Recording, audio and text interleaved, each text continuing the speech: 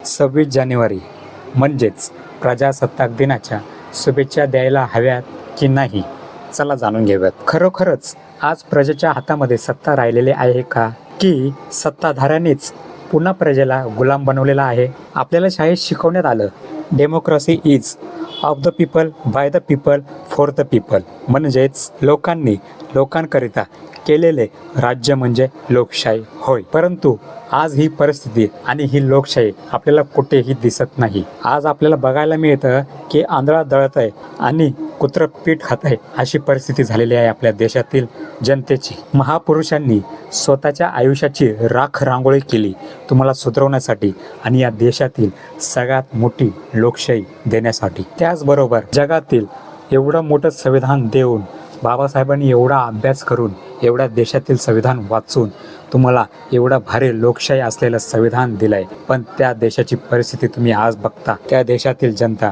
ही गुलामगिरीत अडकलेली आहे, जाती आणि धर्माच्या नावाने. तर ती कुठली गुलामगिरी? एक तर जाती धर्माची, आणि दुसरी म्हणजे सत्ताधाऱ्यांची. तिसरी गुलामगिरी म्हणजे पैशाची, आणि चौथी गुलामगिरी म्हणजे दादा भाऊंची, आणि पाचवी गुलामगिरी म्हणजे श्रीमंताची, म्हणजे भांडवलशाहीची. आणि म्हणून मला वाटतं, मी एकच बोलू इच्छितो, जागे व्हा, न्याय मिळवा, न्याय द्या आणि अन्याय संपवा. असं कराल तर सगळे महामानव, सगळे महापुरुष खुश होतील.